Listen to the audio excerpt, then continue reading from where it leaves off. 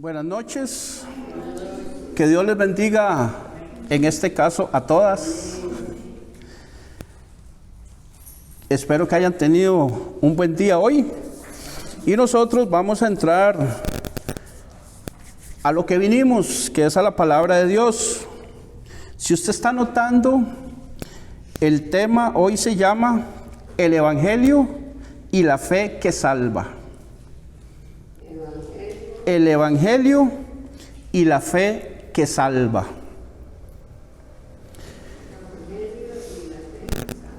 Ajá. Recordemos que estamos en el capítulo número 10 de Romanos. Entonces usted puede ir a su Biblia al capítulo número 10 de Romanos. Capítulo número 10. Sí, señora. Ahora, ese es el texto que nosotros estamos viendo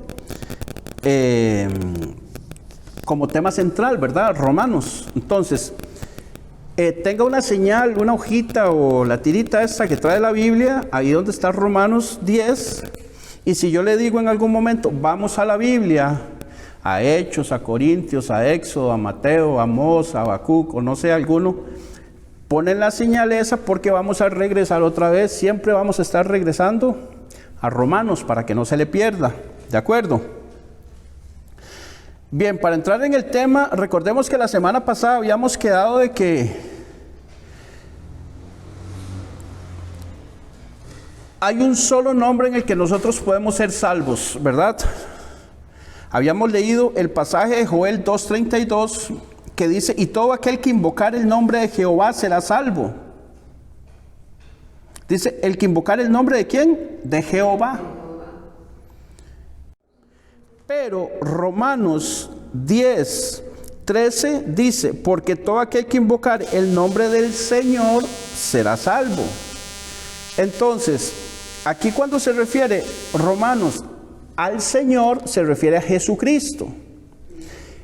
Pero en el Antiguo Testamento decía a Jehová. ¿Por qué cambian de nombre? ¿Que son dos personas diferentes o no?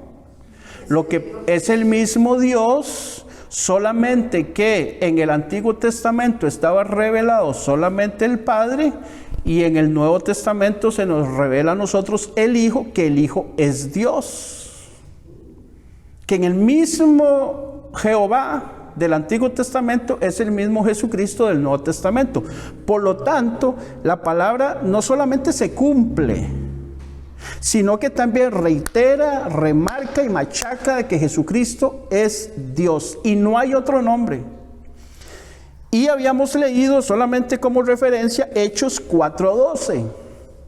Hechos 4:12, recordemos que les había mencionado que Pedro y Juan estaban ante las autoridades, los sacerdotes y el pueblo, y declaran los siguientes. Ellos sobre Pedro y Juan, dice que a ellos se les interroga de una sanidad que habían hecho a un hombre cojo de nacimiento y que por la predicación de Pedro se habían convertido 5,000 personas. Y Pedro dijo que por el nombre de Jesucristo de Nazaret, a quienes ellos habían crucificado, y menciona este versículo. Recordemos que antitos él está hablando en el contexto de Jesucristo de Nazaret. Y dice, y en ningún otro hay salvación, porque no hay otro nombre. ¿De cuál está hablando? De Jesucristo de Nazaret. No hay otro nombre aparte de Jesucristo bajo el cielo dado a los hombres en que podamos ser salvos. Entonces, Pedro lo deja muy claro.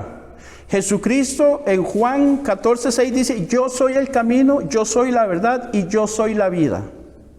Y dice, nadie viene al Padre como viene. Él debería decir, nadie va al Padre. Porque dice viene, porque Él es en el Padre. Nadie viene al Padre si no es por mí. Entonces, la salvación está única y exclusivamente en Jesucristo. Y solamente se puede obtener por la predicación del Evangelio de Jesucristo, que es el que nos va a producir la fe para que nosotros podamos creer la gracia que Él nos está dando como regalo de que la salvación es gratuita. Cuando creemos eso, entonces somos salvos. Ahora, recordemos que estábamos hablando de que primero yo tengo que reconocerlo en mi corazón y después lo doy a conocer con cualquier tipo de lenguaje. No necesariamente tengo que pasar al frente y hacer una oración de fe, decir, mira, yo oro y creo y ya voy a hacer la oración de fe que Jesucristo es así. No, si ya usted creyó, usted lo quiere decir, dígalo. Si no lo dice, no pasa nada. Tampoco es que si no lo dice, entonces no es salvo. Si usted ya creyó en su corazón, usted tiene a Dios como testigo de que ya usted creyó. Y ya Dios le otorga a usted el Espíritu Santo, el cual vive en usted, mora en usted. Ya Él no va y viene y va y se viene y tengo que pedirle que venga y que me llene y que vaya. No, ya Él vive ahí. Ya no se va nunca más. Él hace morada en mí y me sella. ¿Ok? Entonces, insistimos, basados en la palabra, que es solamente por la predicación del Evangelio de Jesucristo que las personas pueden arrepentirse de sus pecados. Las actividades en la iglesia deben tener el enfoque de predicar el Evangelio. Es por eso que estamos en contra de utilizar el culto para hacer cosas que no nos lleven a presentar la palabra de Dios a las personas. No debemos reemplazar la predicación del Evangelio por conciertos, por ejemplo, por actividades de fiestas o juegos, jóvenes jugando, mujeres en clases de manualidades, hombres en clases de computación. Esas cosas por sí solas no están mal, pero no debe ser usado para decir que estamos trayendo gente a la iglesia y no les predicamos el Evangelio. Traemos un montón de mujeres a hacer manualidades y terminan las manualidades, se les dio todo gratis. El domingo se les invita al culto y vienen 3 o 4 y habían 25. Y el otro domingo y el que sí, ya nos... ¿Se acuerdan de los campamentos de jóvenes? ¿Cuántos jóvenes hay en la iglesia de esos campamentos? Duele, ¿sí o no? Y mucho. A mí me duele mucho. De haber empleado tanto tiempo y tantas cosas en cosas que al final no produjeron lo que uno necesitaba. ¿Por qué? Porque por error, por desconocimiento o por lo que fuera, en algunas ocasiones los muchachos, no es que no se les predicaba el Evangelio, sí se les decía, pero ellos iban motivados por los juegos, por la piscina, por los amigos, porque iba la chiquilla que me gusta, y no por el Evangelio. En medio de cualquier cosa que se haga, debemos siempre predicar el Evangelio, compartir el Evangelio, pero cuando esto sucede, las personas ya no vienen a la iglesia. ¿Por qué? Porque los atrajimos con otras cosas y lo que gastamos son recursos y tiempo. Los atrajimos para que vinieran a la fiesta de los niños. ¿Cuántos niños habían en diciembre? ¿Cuántos niños de esos hay ahorita en la iglesia? Hay 20, pero de los... Hay 20 que estaban antes de hacer esa fiesta.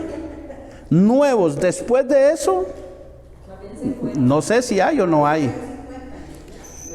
Ok, entonces, ¿qué pasa? Algo debemos estar haciendo mal. Y esto es para reflexionar y para decir, no, ok.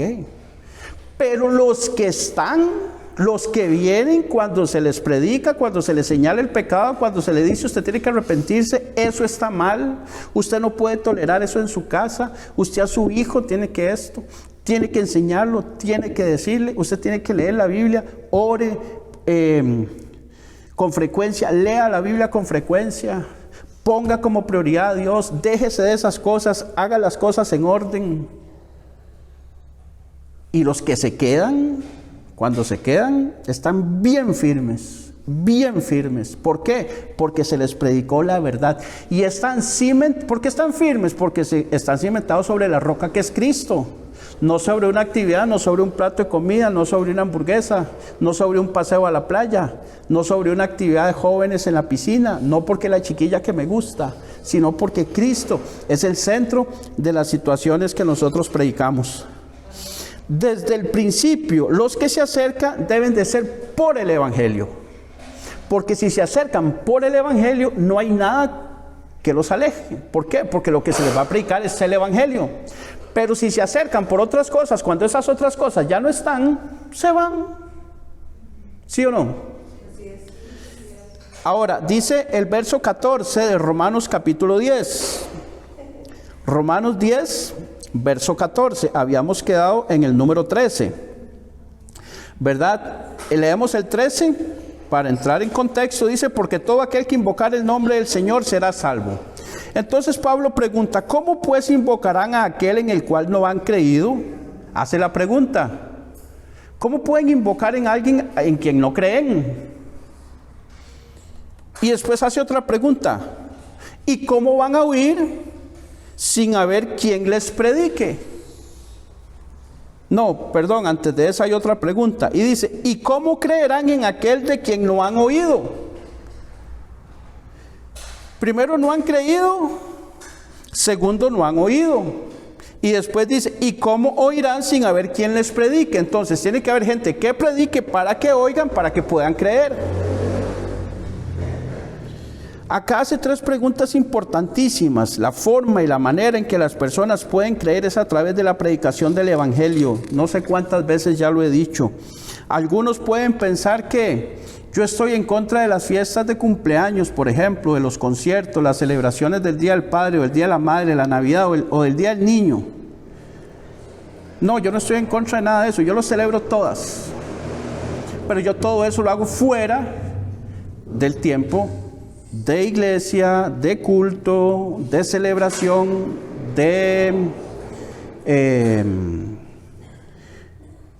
vamos a ver, por ejemplo, el pastor me dice a mí que predique un domingo y yo no voy a venir un domingo a celebrarle los cumpleaños a los niños.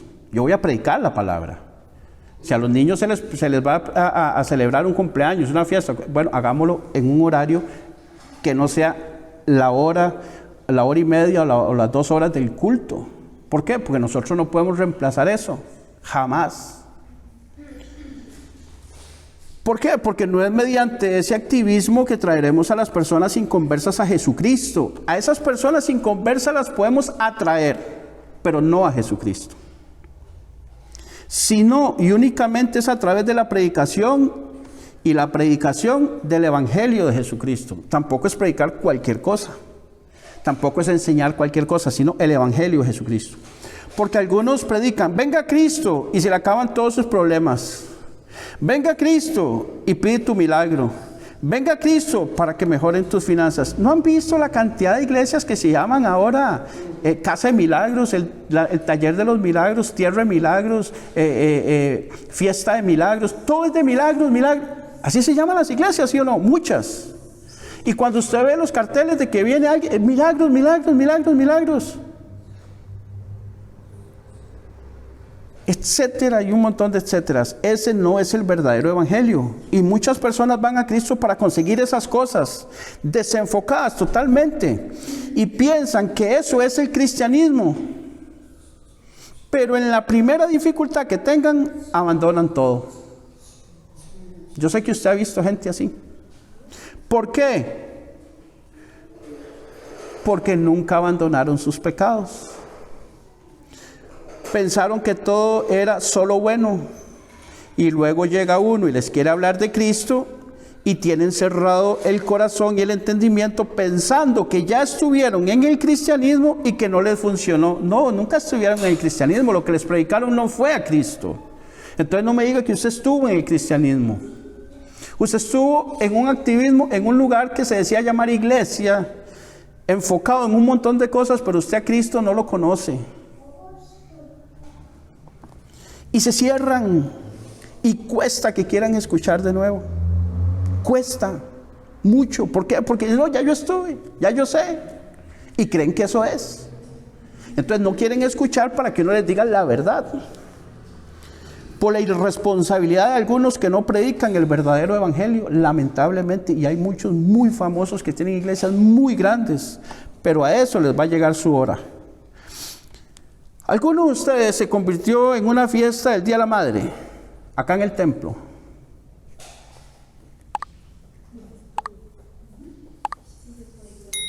¿No?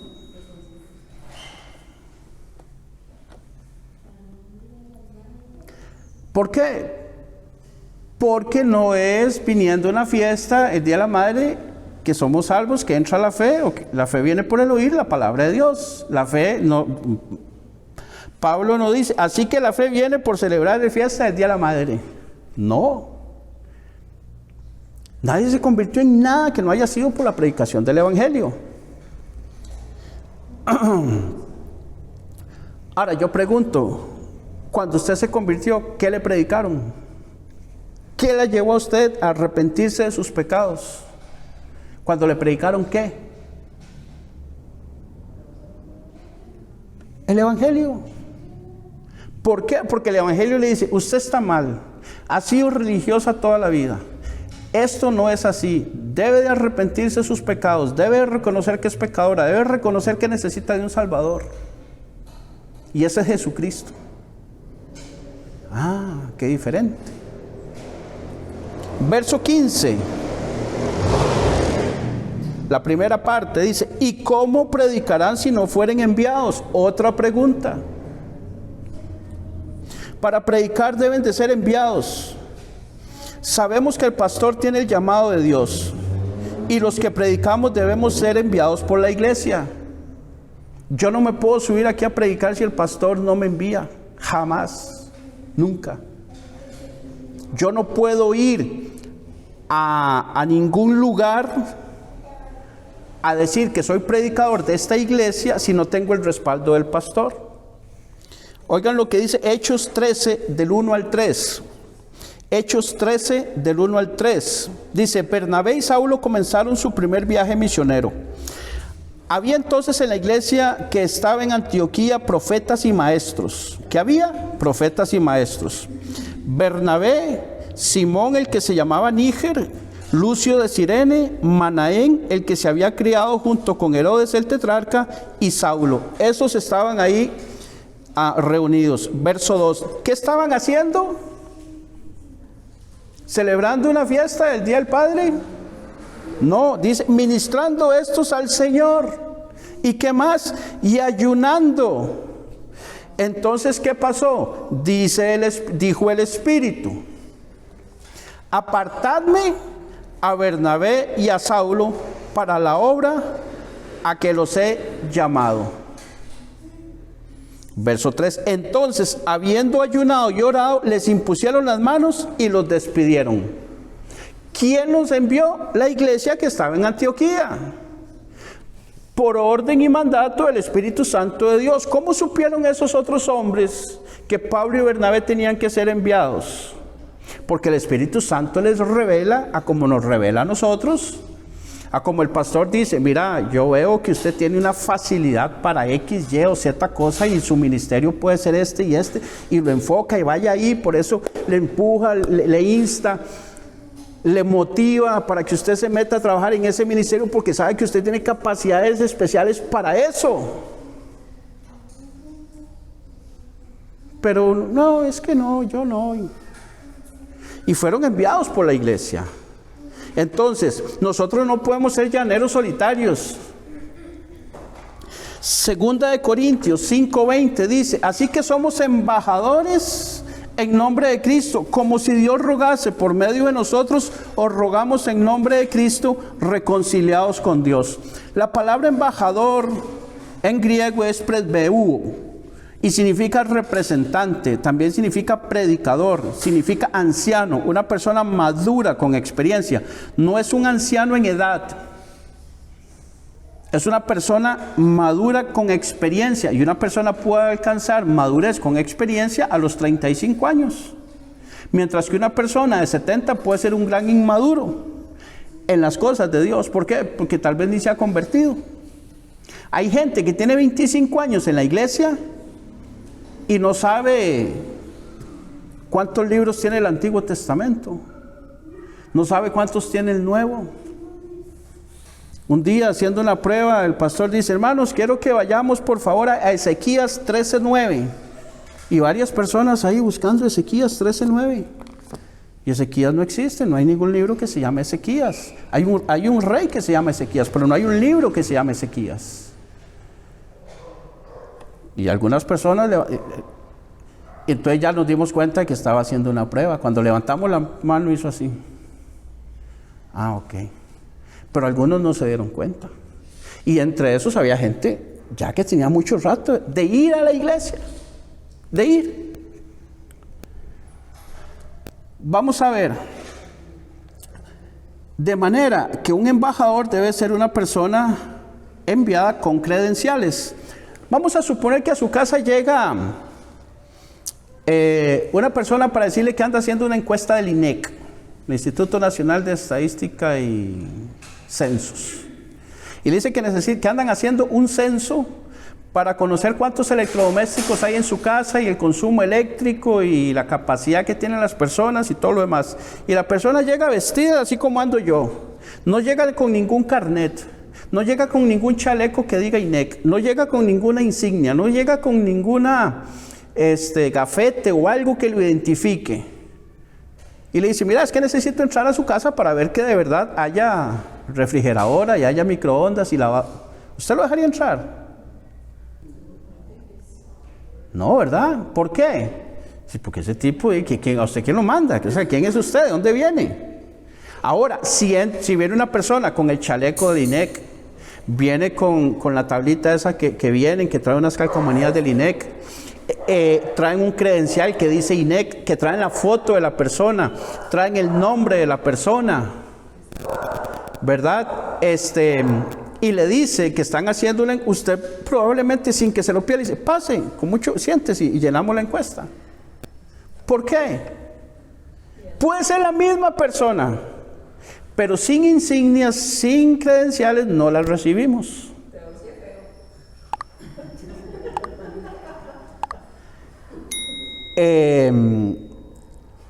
¿Qué es lo que hace la diferencia?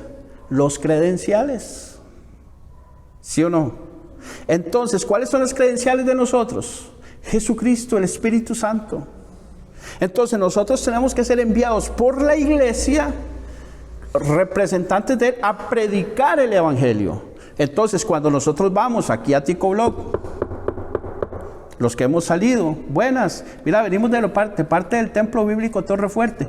Estamos haciendo una encuesta a nivel local para conocer el nivel de religiosidad de las personas. Así entramos.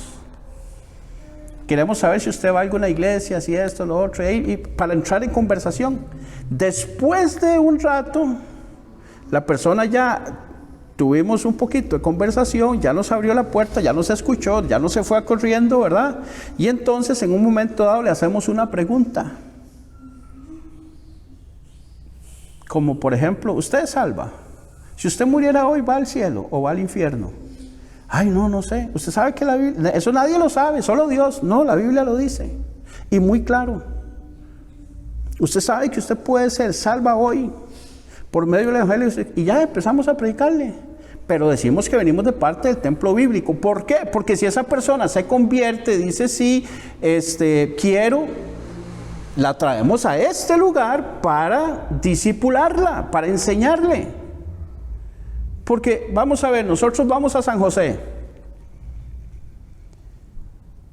como un grupo de evangelismo. Evangelizamos en el Parque Central. ¿Y esas personas después a dónde van? ¿Cómo hacemos nosotros para darle seguimiento? No podemos. Por eso nosotros debemos de trabajar acá en la parte local de inicio. ¿Para qué? Para que si alguien nos abre la puerta, muestra interés, poder seguir visitándole, que la persona pueda venir aquí, que tengamos un contacto cercano, que sepamos quién es, dónde vive, en qué trabaja, si tiene familia, si no tiene familia, si tiene necesidades, podemos estar orando por ellos y cosas por el estilo, que no se da igual cuando pasa un montón de gente y usted no sabe ni a quién le habló. Bien, entonces nosotros somos embajadores en nombre de Cristo.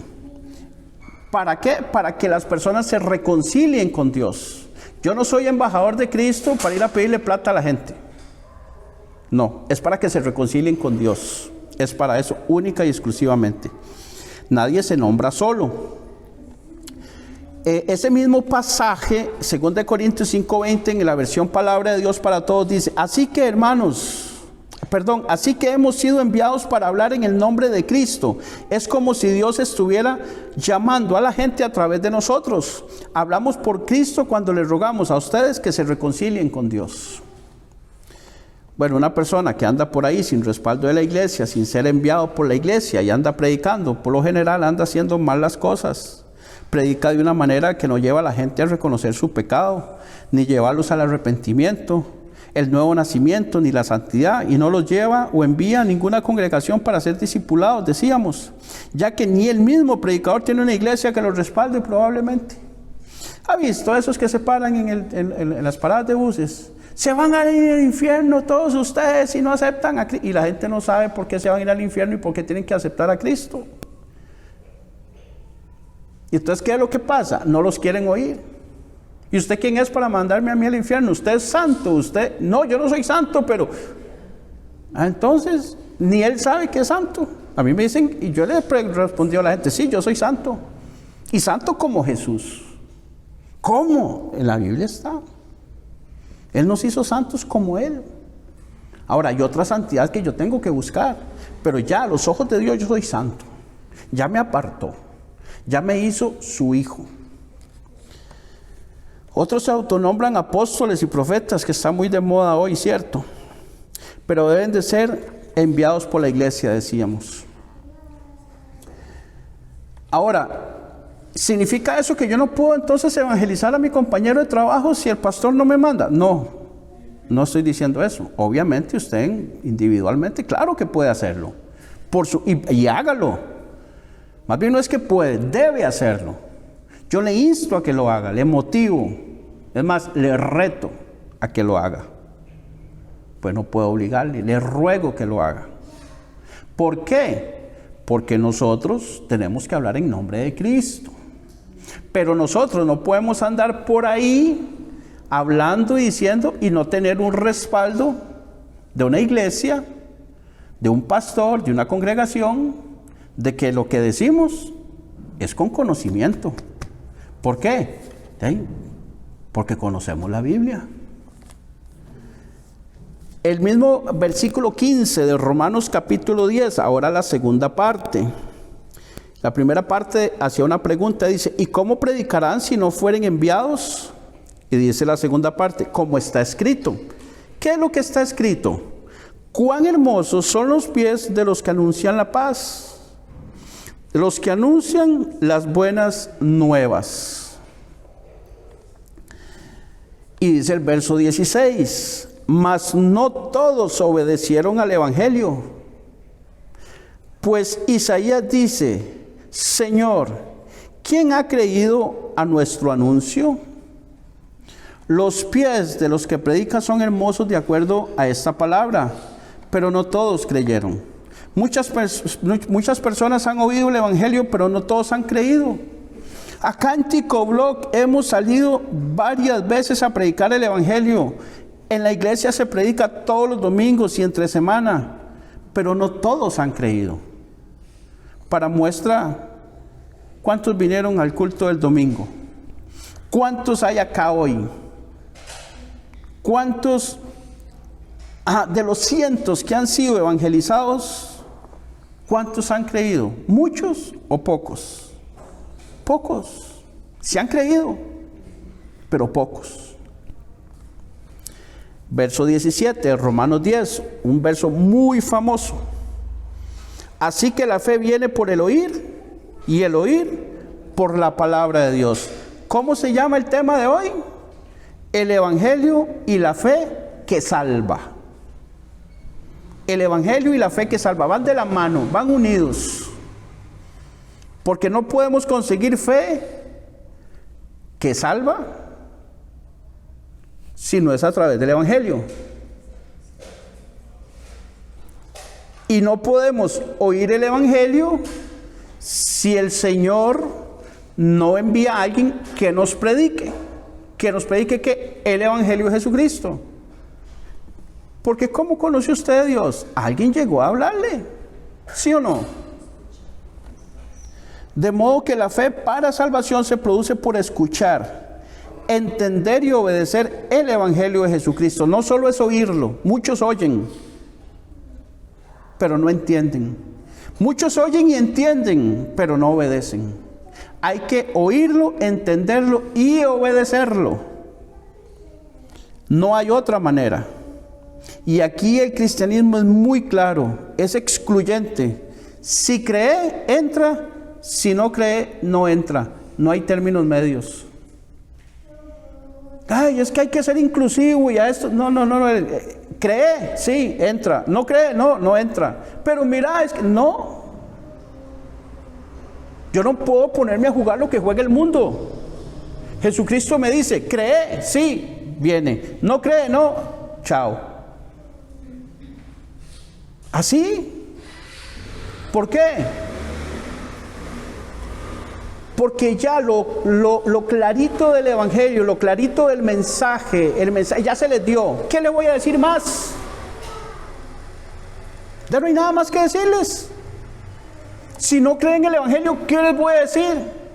Le prometo una casa, un carro, ya está de fuera del Evangelio. Porque el Evangelio no promete nada de eso. Le prometo que va a tener sueño y no va a tener una almohada para recostar su cabeza. Va a tener hambre y en ocasiones no va a tener para comer. Lo van a perseguir, lo van a maltratar, van a hablar mal de usted. Su familia probablemente lo abandone. Su pareja probablemente lo mande por ahí. Va a tener problemas en el trabajo, va a tener problemas con sus amistades, va a tener que dejar amistades. El dinero probablemente va a ser una parte complicada para usted porque el amor al dinero es la raíz de todos los males. Pero le ofrezco vida eterna. Y no le puedo decir otra cosa. No puedo decirle otra cosa porque la Biblia no dice otra cosa. Así es. Bien. Entonces, un buen pasaje para presentar el Evangelio que nosotros podemos emplear es uno muy sencillo que todos se conocen de memoria, me parece. Por lo menos los que estamos aquí. Cuando digo todos, son los que estamos acá. Juan 3:16. Lo podemos decir al unísono. Porque de tal manera amó Dios al mundo que ha dado a su Hijo unigénito para que todo aquel que en Él cree no se pierda, mas tenga vida eterna. Ok, entonces, primero, Dios muestra su amor porque estás muerto espiritualmente. Se le señala a la persona, usted está muerto espiritualmente, por eso Dios muestra su amor.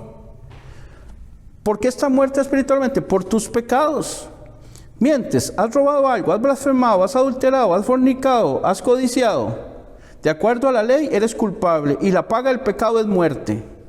Mereces la muerte eterna como pago por tus pecados. Ese es el salario que usted se ha ganado.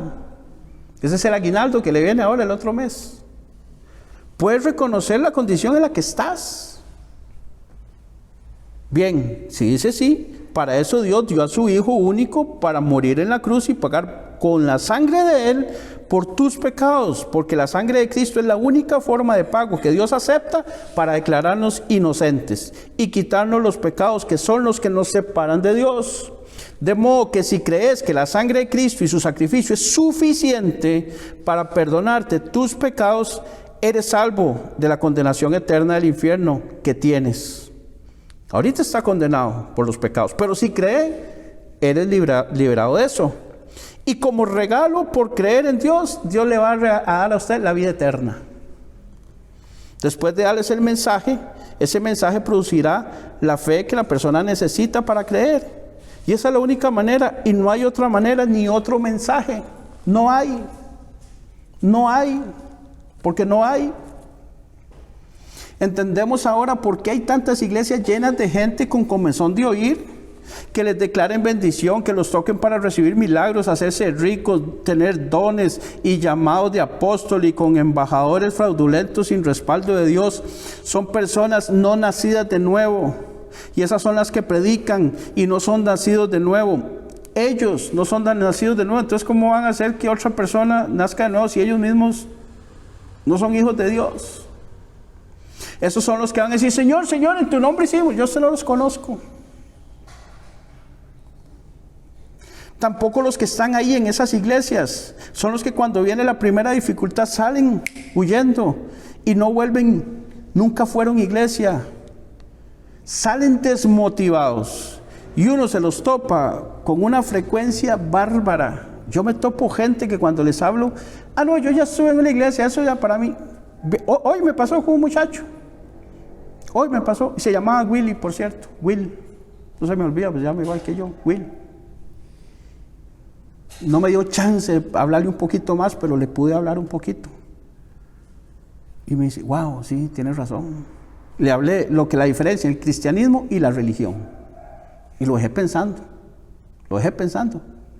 Puede ser que en algún momento otra persona, le dé otro poquito, porque Dios tiene gente por todo lado. Pero gente que estuvieron en iglesia y ya no están, hay un montón. En su familia probablemente hay, y están decepcionados. ¿Por qué? Porque creyeron que estuvieron en el evangelio y nunca estuvieron. Te dicen, yo me congregaba, pero ya no, es que me pasó esto y aquello. Se me murió mi hijo, mi madre, no funcionó el negocio que monté, me dejó mi pareja, me despidieron del trabajo donde ganaba mucho dinero. Y todo tiene que ver con que no eran nacidos de nuevo y no soportaron. ¿Por qué? Porque le dijeron, venga Cristo y su negocio prospera. Cuando no prosperó. Y es doloroso y lamentable eso, ¿sí o no? Muy doloroso. Y somos fieles creyentes, nosotros, que Dios de vez en cuando pasa por el colador para ver quiénes son suyos y quiénes no soportan la prueba. La cizaña y el trigo crecen juntos, pero al final, cuando llega el tiempo de recoger los frutos, el trigo será puesto en el granero y la cizaña al fuego. Dios va a separar. Y en la iglesia no se extrañe. Probablemente, en algún momento dado, hemos estado sentados a la par de cizaña. En algunos momentos, quizás, pregunto, ¿fuimos cizaña nosotros en la iglesia? Y creíamos ser trigo y no éramos otra cosa. Mateo 25, 31. Voy a leer Mateo 25, verso 31, 34, 41 y 46. Dice, cuando el Hijo del Hombre venga en su gloria y todos los santos ángeles con él, entonces se sentará en su trono de gloria. Verso 32. Y serán reunidas delante de él todas las naciones, y apartará los unos de los otros, como aparta el pastor las ovejas de los cabritos. Y pondrá las ovejas a su derecha y los cabritos a su izquierda. Entonces el rey dirá a los de su derecha, venid, benditos de mi Padre, heredad del reino preparado para vosotros. ¿Desde cuándo? Desde la fundación del mundo. Verso 41. Dice, entonces dirán también a los de la izquierda, apartados de mí, malditos, al fuego eterno preparados para el diablo y sus ángeles. Verso 46. E irán estos al castigo eterno y los justos a la vida eterna. Pero en ese momento ya es tarde. Ya en ese momento ya es tarde. Porque ya el que fue cabrito y el que fue oveja fue oveja. El que estuvo en la derecha ya no se puede pasar a la izquierda y viceversa. Es por eso que nosotros debemos de predicar mientras tengamos vida nosotros y tengan vida las personas a las que les estamos predicando acá en la tierra. Y no cansarnos de predicar el evangelio, el verdadero evangelio. Sabiendo que muchos no van a creer. Pero yo no sé quién va a creer y quién no. Entonces yo predico, yo mando palabra y le doy, y insisto. El que me abre su oído para escuchar y me da tiempo para, yo le doy. Y cuantas veces me da oportunidad, yo le doy. Así vea que no pasa nada en la vida de él, yo sigo dándole. Y en algún momento pasará algo, y si no, pues por lo menos ya le di. Pero yo no puedo decir, no, a este no, a este sí, a este no, a este no. A todos, todo el tiempo. Recordemos que la cizaña se parece mucho al trigo. La cizaña y el trigo, mientras van creciendo, son muy similares. La diferencia se empieza a notar cuando empiezan a dar fruto. El trigo da fruto y por eso la espiga se va inclinando. Ambas son como estos. ¿Logran ver este hilito negro? Es así las dos. Vamos a poner aquí este y este. Y son así, usted los ve y se ven iguales. Pero cuando el trigo empieza a dar fruto, el fruto pesa. Y empieza a suceder esto. ¿Por qué? Se inclina. ¿Por qué? Porque el fruto hace que la espiguita se incline. Porque el fruto, el peso, hace la función por la fuerza de la gravedad. Pero esta, como no tiene fruto, sigue así. De eso podemos sacar cualquier cantidad de enseñanzas. Los soberbios, los que no se doblegan, los que no se humillan, los que no doblan rodilla delante de Dios, los que no se doblan. Solo un ejemplo. Entonces,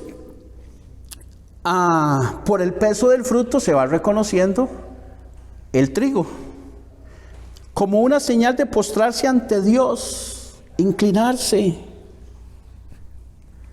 Mientras que la cizaña, como no da fruto, se mantiene erguido, decíamos, recta, no se inclina porque no tiene fruto. Por eso debemos de tener mucho cuidado porque la diferencia no se nota rápido ni fácil.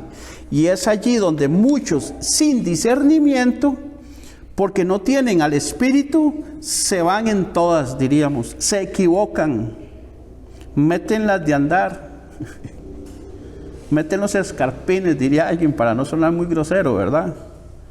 Se van de bruces, caen en el engaño, se van detrás de las añadiduras y no saben que van mal. Y si uno les dice algo, lo tachan a uno de religioso.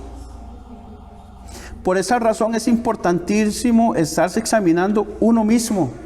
Salmo 139 habla de pedirle a Dios a uno que lo examine. El versículo 23 de ese salmo dice: examíname, oh Dios, y conoce mi corazón. Pruébame y conoce mis pensamientos. Y ve si hay en mí camino de perversidad y guíame en el camino eterno. Ahora, en el Nuevo Testamento somos nosotros mismos quienes debemos probarnos. Ya tenemos el método de cómo probarnos, es por la fe, por confiar en Cristo, si seguimos confiando en Él o no. ¿Cómo les dije que se llama el tema? El Evangelio y la fe que salva, ¿cierto?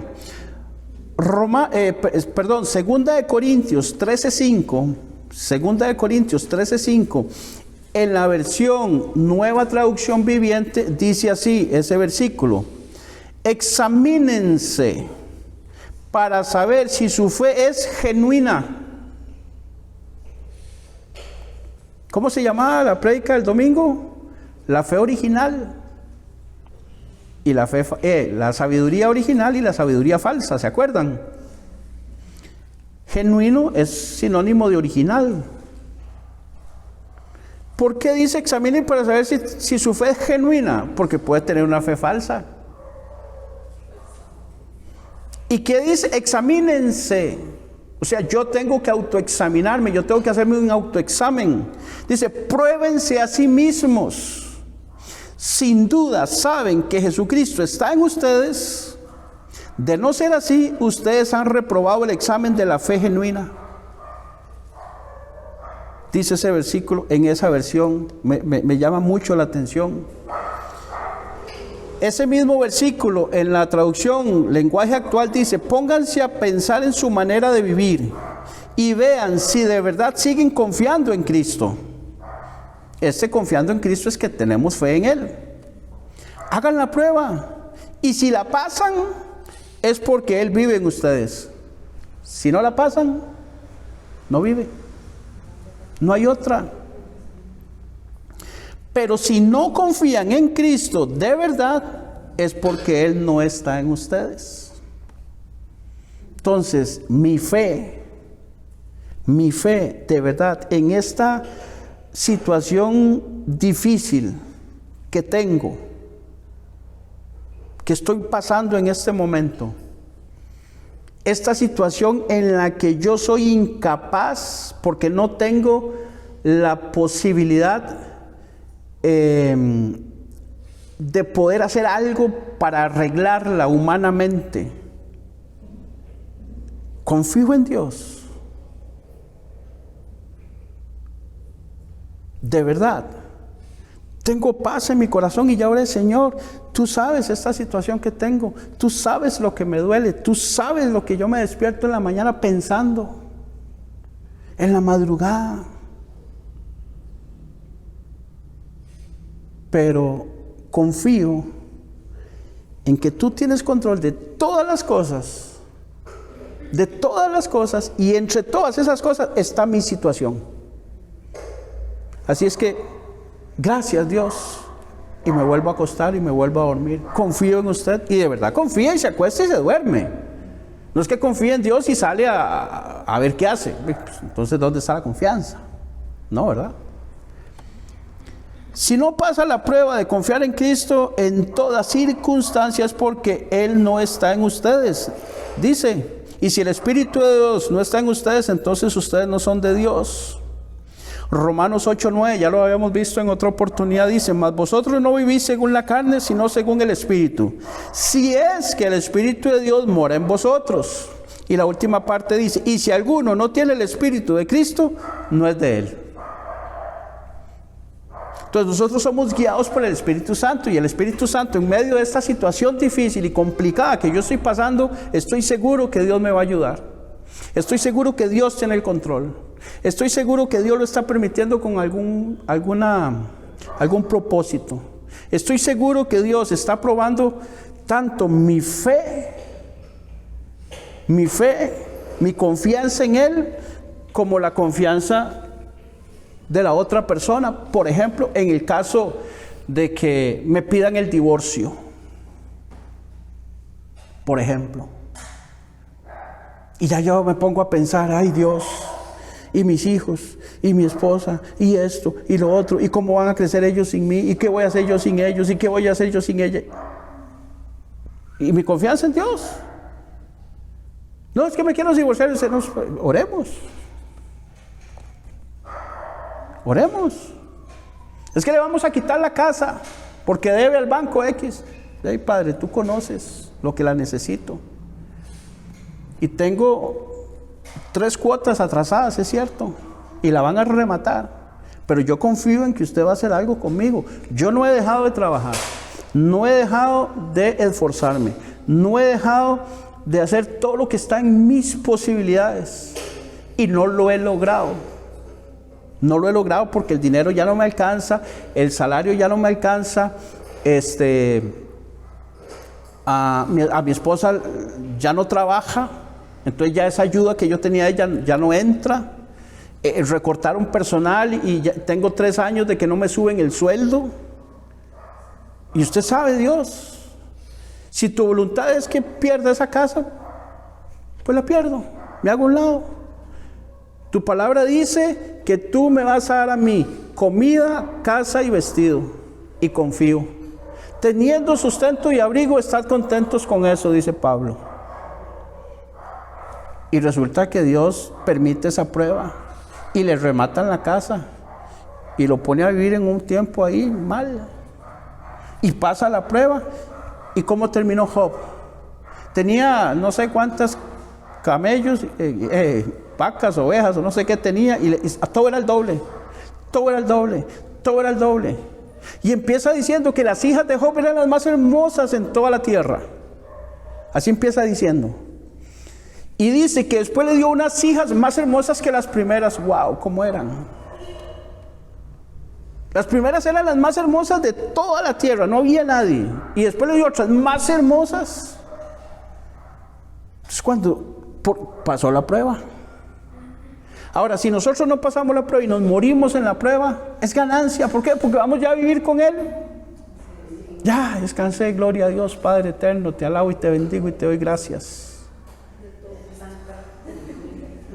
Para mí el vivir es Cristo y morir es ganancia.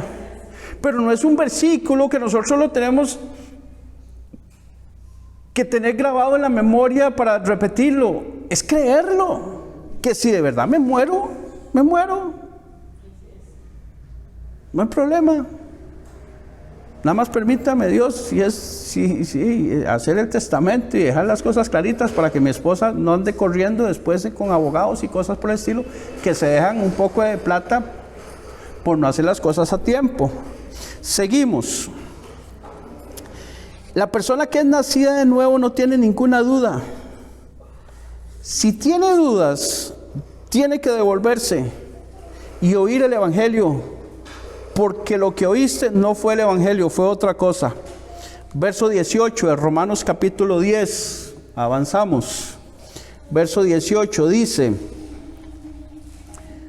pero digo, ¿no han oído? Antes bien, por toda la tierra ha salido la voz de ellos, y hasta los confines de la tierra sus palabras. Los que predicaban habían salido por toda la tierra, hasta donde había gente en ese momento. Verso 19 dice: también digo, ¿no ha conocido esto Israel? Primeramente, Moisés dice, vamos a hacer un alto ahí primero en la pregunta, vamos a contestarla. Dice, ¿no ha conocido esto Israel? ¿Ustedes creen que Israel, el país como tal, había conocido el Evangelio, sí o no? Claro, claro, porque a estos es necesario que primero se les anuncie el Evangelio, dice Pablo en una de sus cartas, en Hechos, perdón. Pero puesto que vosotros os rehusáis, nos volvemos a los gentiles. A vosotros era necesario que se os predicara primero el Evangelio, pero como no nos quieren oír, nos vamos a ir a los gentiles. 2 veces lo dice en Hechos de los Apóstoles. Porque era necesario que primero fuera ellos. ¿Perdón? No lo recibieron.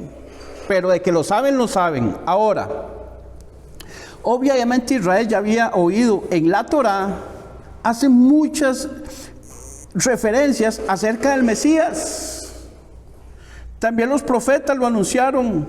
Claro, fueron los primeros, pero no creyeron. Vino Cristo y no creyeron.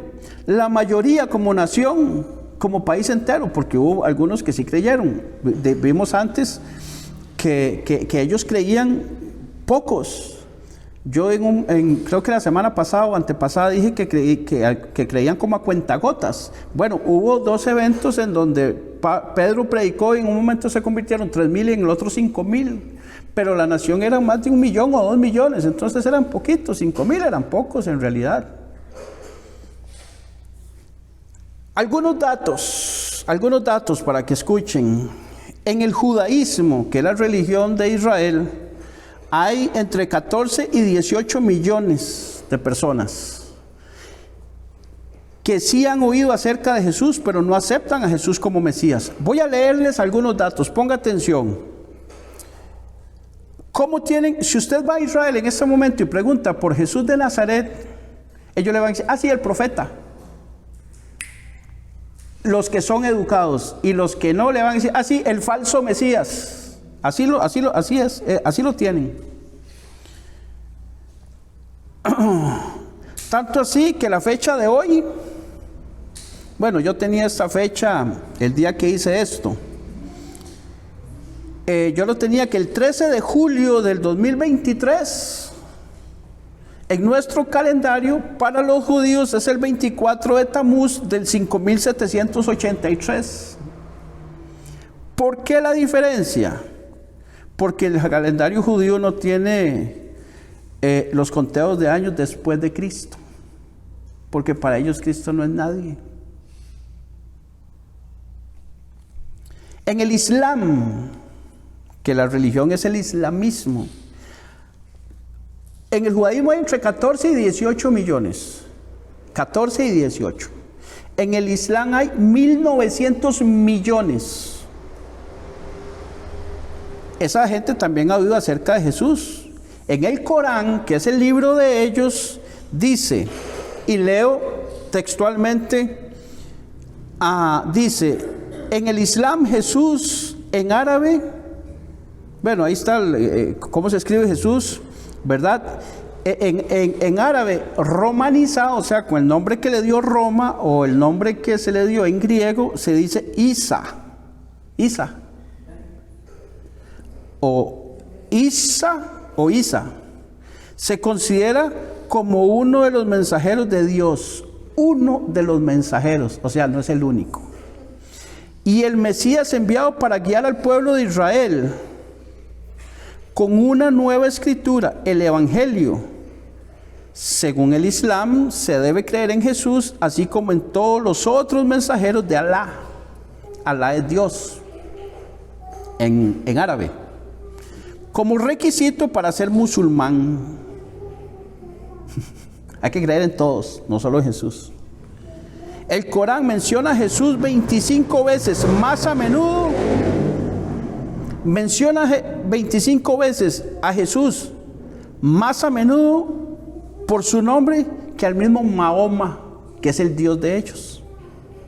A Mahoma lo menciona 23 veces y a Jesús a 25.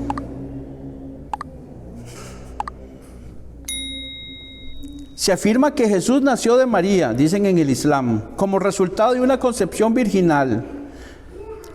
Suceso milagroso ocurrido por decreto de Dios, como ayuda en su ministerio con los judíos.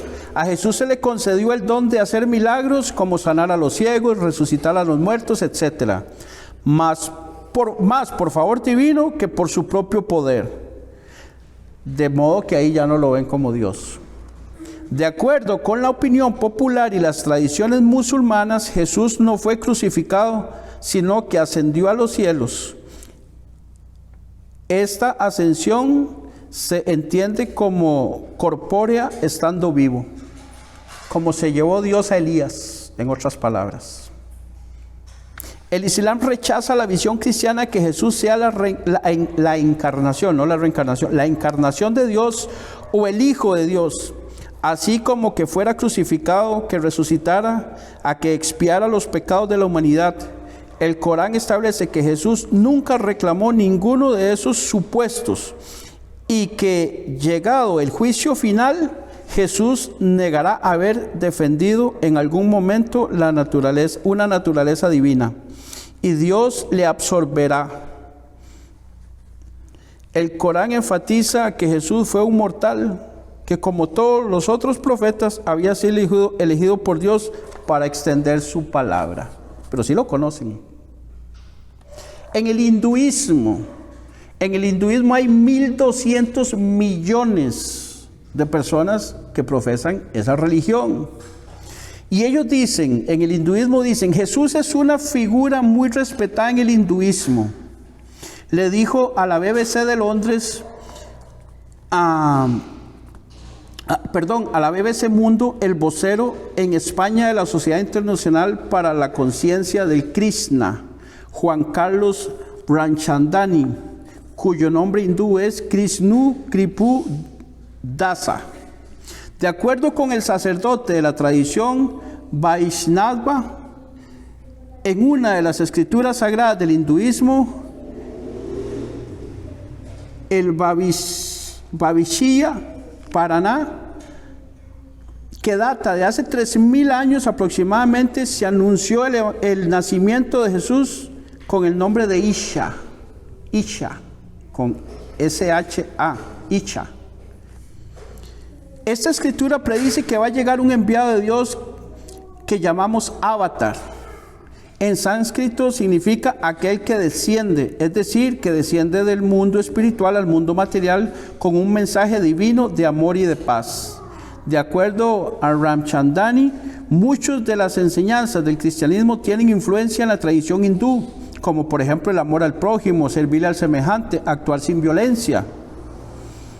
El hindú practicante, ya sea de origen asiático u occidental, siempre va a tener un respeto hacia la figura de Jesús como un maestro, un ser iluminado. Punto. Pero lo conocen. En el budismo, 535 millones. La esencia del hinduismo es la superación del sufrimiento. Para muchos budistas, Jesús fue un ser iluminado, un gran maestro. Yo siento a Jesús más cerca por su humanidad. No lo veo como un Dios y pone Dios ahí con minúscula. Su mensaje de amor me acerca a Él, pero sí lo veo como un Dios con minúscula. Su figura se hace tan lejana que jamás lo podré imitar, le dijo a la BBC Mundo José Castelao, reverendo Toan Sunim del Templo Zen de la Ciudad de México. Las enseñanzas del budismo, cuyo fundador fue Siddhartha Gautama, el Buda, se difundieron en India 500 años antes del nacimiento de Jesús. Y leo para ustedes algo que explicó este Castelao, abro comillas, dice: cuando al Buda le preguntaron sobre Dios o sobre dioses, guardaba silencio. No está en el hombre la capacidad de entender la existencia o no de un Dios. El problema del budismo es cómo reducir nuestro sufrimiento por un lado y cómo desarrollar sabiduría por el otro, cierro comillas, explicó Castelao. En el budismo existen personas como Jesús que en el proceso de despertar han logrado cultivar excepcionales capacidades mentales, una gran sabiduría y profundos sentimientos de amor y de compasión hacia el prójimo. Y hay otro poco de cosas que por cuestiones de tiempo no puedo seguir desarrollando. En el cristianismo hay 2.400 millones de personas que han oído acerca de Cristo. Y cuando digo el cristianismo, ahí entran católicos, evangélicos, protestantes, adventistas y todos estos. En el judaísmo 18 millones, en el islam 1.900 millones, en el hinduismo 1.200 millones, en el budismo 535 millones, sin religión 1.200 millones. No tienen, pero han oído acerca de Jesús. Pero deciden no tener religión, no es que no han oído. En total son 7.253 millones de aproximadamente 8.000 millones. De modo que los que no saben son muy poquitos. Entre comillas no saben. Es porque quizás no se ha hecho encuestas, no se ha llegado. Pero hoy el mundo entero tiene la capacidad y tiene las formas de cómo tener, ya sea en partes, o el Nuevo Testamento completo, o el libro el Evangelio de Juan, o algunas porciones de la Biblia escritas en sus idiomas. Ahora, Moisés dice, sigue diciendo el verso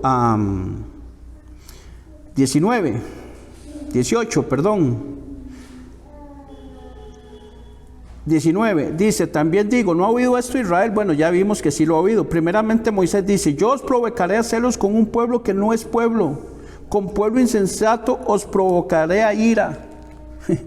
Usted y yo somos ese pueblo insensato, un pueblo tonto.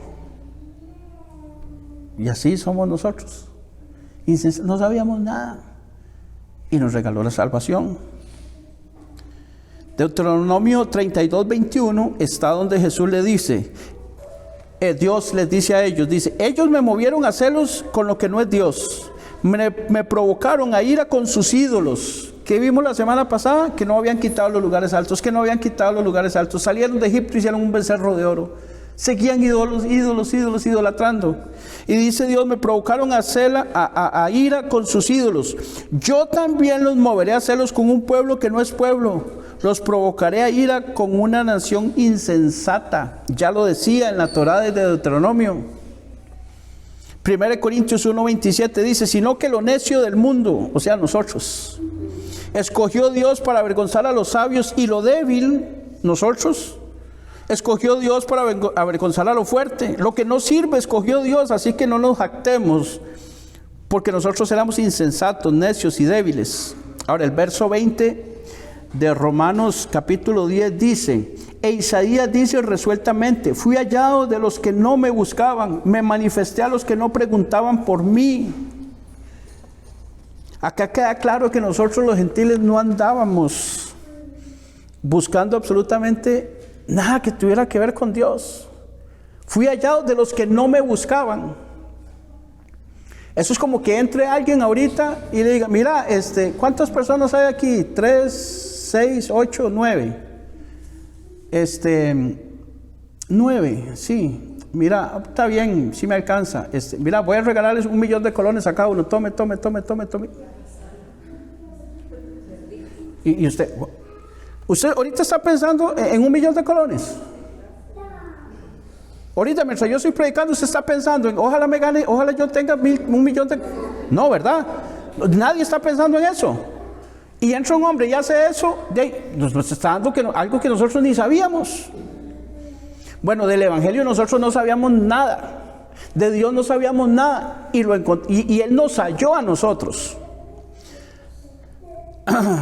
¿Por qué? Habíamos leído también anteriormente de que no me acuerdo ahorita el versículo, que los griegos, cuando llegaron a preguntarles que se habían sido bautizados en el bautismo de Juan o el bautismo del Espíritu, y ¿cuál Espíritu Santo? Nosotros ni sabíamos que hay Espíritu Santo. No estaban en nada. Dice el verso 21, ya para terminar, dice, pero acerca de Israel, dice, oiga lo que dice acerca de Israel: todo el día extendí mis manos. Todo el día es todo el tiempo, siempre. Extendí mis manos. ¿Quién está diciendo esto? Dios. A un pueblo, ¿cómo? Rebelde y contradictor. O sea, rebelde porque se rebela contra Dios, le cuestiona a Dios. ¿Se acuerdan del otro? ¿Quién es usted para cuestionar a Dios? ¿Quién se cree usted? Y ellos eran rebeldes. Y recordemos que la rebeldía es un principio satánico. Rebelarse contra Dios fue lo que hizo Satanás allá. Y contradictor, o sea, dicen una cosa pero hacen otra. Voy a leer para ustedes rápidamente así. 1 Corintios 10 del 1 al 15. Lo voy a leer en la versión Palabra de Dios para Todos. Esto es para que veamos algunos detalles de lo rebelde y contradictor que era Israel. Dice: hermanos, quiero que recuerden que todos nuestros antepasados estuvieron bajo la nube y que todos atravesaron el Mar Rojo. Fue como si todos hubieran sido bautizados en la nube y en el mar para ser seguidores de Moisés. Todos comieron el mismo alimento espiritual y bebieron la misma bebida espiritual. Bebieron de la roca espiritual que iba con ellos, y la roca era Cristo.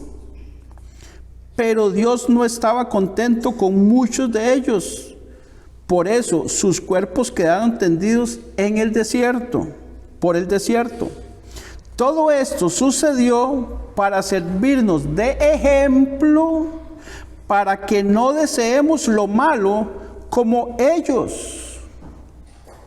No adoremos ídolos, como hicieron algunos de ellos.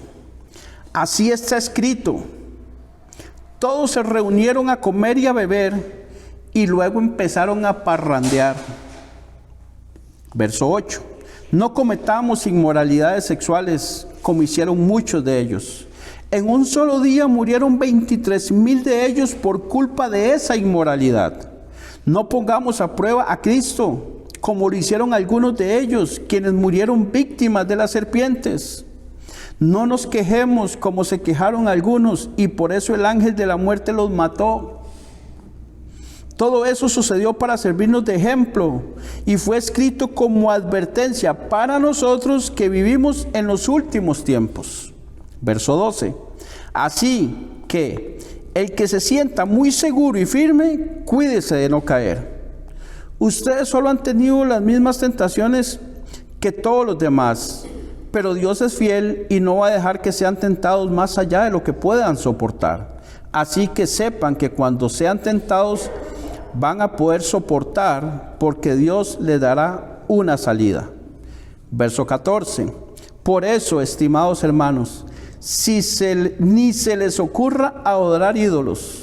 Les hablo como a gente con la que se puede razonar. Juzguen ustedes mismos lo que les digo. Es por eso que nosotros debemos de predicar el evangelio de la gracia por medio de la fe a Jesucristo, y a Jesucristo crucificado. Y eso es para todos los que no han creído ni han depositado la fe en Jesucristo para salvación. Y también a los que van a templos. Sí, hay que evangelizar a muchos cristianos, a muchos evangélicos más bien. Si se mueve el espíritu, por ejemplo dicen, hay algunos evangélicos que dicen, ahí sí se mueve el espíritu, porque les emocionaron con el sonido y las luces, y a eso llaman mover del espíritu. Porque les endulzan los oídos con riqueza material y abundancia de prosperidad económica. Ahí sí está el Espíritu de Dios. Ah, sí, claro. Porque no tienen que andar en santidad, solo decretan y declaran. Sí, no tienen que andar en santidad, solo decreto que voy a ganar más y ya lo decreté, ya gano más. Declaro que yo voy a ganar más, declaro que yo no me enfermo y ya, se supone que nada más con eso ya. Entonces no necesitan santidad para declarar. Porque no tienen que obedecer a Dios, solo tienen que visualizar las cosas y hecho está. ¿Han oído eso en alguna emisora de radio? Hecho está, ¿cuál hecho está? Visualícelo, visualícelo, declárelo y hecho está. No, eso no es cierto. No tienen que abstenerse de nada porque viven en libertinaje. Y creen que están en el Evangelio y que están en el cristianismo y que son hijos de Dios y que si mueren van al cielo. Pero se van a llevar una gran sorpresa cuando el Señor les diga, no los conozco, apartados de mí, hacedores de maldad. Pongámonos sobre nuestros pies, vamos a orar. Aquí terminamos este capítulo 10. La próxima semana empezamos con el 11 ya, si Dios quiere. Ya vamos avanzando. Y le damos gracias a Dios por su palabra, por su evangelio, por Jesucristo y por la luz de Él que nos alumbra a nosotros para conocer todas estas cosas de verdad. Bendito Dios y Padre que estás en el cielo. En el nombre de Jesús, Señor, tu amado Hijo, te damos gracias. Gracias, Señor, por la verdad de tu palabra. Gracias por la verdad de tu evangelio. Gracias, Señor, porque tú tuviste compasión de nosotros, amor y misericordia. Nos llamaste un día, Señor, a formar parte de tu iglesia y aquí estamos, Dios. Somos el cuerpo de Cristo, tú eres la cabeza, Señor, y por lo tanto debemos obediencia a ti, bendito Dios, en la persona de Jesucristo. Gracias por tu Espíritu que vive en nosotros, Señor. Gracias porque Él está con nosotros las 24 horas del día, Señor, 7 días a la semana, 365 días al año, durante toda la vida, Señor, mientras estemos en este mundo. Gracias porque ya no se va. Gracias porque nos redarguye, nos instruye, nos exhorta. Sí, Señor, gracias, Padre. Gracias por tu palabra escrita. Gracias, Señor, por el tiempo que tenemos para poder reunirnos en este lugar, Señor, para escudriñar tu palabra y conocer más acerca de ti. Ayúdanos, Señor, a tener sed de estar en tu palabra, a tener necesidad de pasar tiempo en oración contigo, Dios, a buscar tu presencia de rodillas, Señor, a confiar en ti, Señor, a que esta situación que me está pasando y me está congojando en mi cabeza y que se me hace un nudo en la garganta, Señor, y que me siento impotente porque no puedo arreglarlo, Señor, lo pongo en tus manos, Dios, para que tú tomes el control. Yo lo suelto y confío en ti, Señor, de que tú harás lo que conviene, Padre. Te doy gracias por la paz que recibo, Señor, cuando confío en ti. Gracias porque muchas veces yo no sé qué hacer, pero tú sí sabes qué hacer. Guíame por medio de tu Espíritu Santo, guíame por medio de tu palabra, Señor, a conocer cada vez más tu palabra, a obedecerla, Señor, a creerla, a hacerla, Señor, y a compartir con otros que no conocen, Señor, principalmente con mi familia, Padre, tu palabra, para que ellos puedan conocerte a ti también. En el nombre de Jesús te alabamos y te bendecimos y te damos muchas gracias. Amén y amén. Suscríbete a nuestro canal, El Evangelio Hoy.